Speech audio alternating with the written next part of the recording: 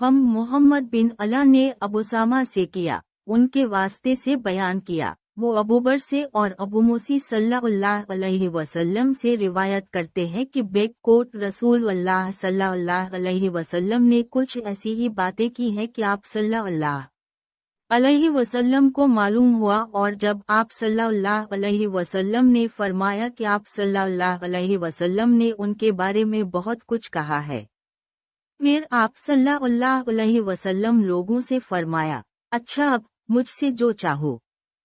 تو ایک شخص نے کہا کہ میرا باپ کون ہے؟ آپ صلی اللہ علیہ وسلم نے فرمایا، تیرا باپ حذافہ۔